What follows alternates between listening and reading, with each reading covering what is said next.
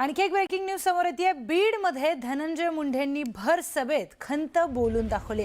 सध्या सिनेमातील हिरोचं नाव लक्षात राहत नाही, हिरोचं नाव होत नाही, मात्र विलनचं नाव होतं असा जमाना आहे। अशा जमान्यामध्ये राजकारणात मी संघर्ष करतोय आणि टिकलो आहे। मायबाप जनतेच्या आशीर्वादामुळे असं म्हणत त्यांनी खंत बोलून दाखवली। एखादा सिनेमा बनवताना त्या सिनेमामधला मुख्य कलाकार मागे पडतो, पण त्यातला विलन एवढा पुढे येतो की आज त्या हिरोचं नाव कोणाला माहित नाही,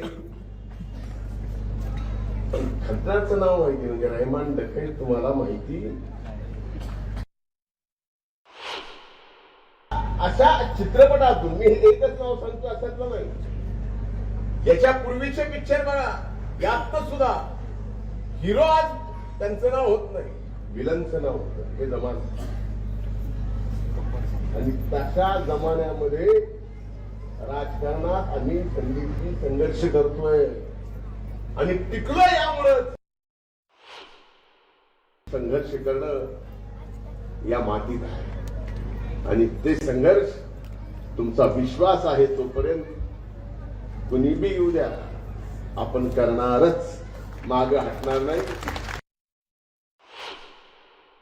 महाराष्ट्रात सगळ्यात नंबर 1 ला मतं घेऊन तुम्ही मायबाप जनतेने मला निवडून दिलं, त्याच्यानंतर सुद्धा एवढे संकट आपल्या नशिबाला येतात, याचा विचार करा। ह्या मान इस मिट्टी में ताकत इतनी है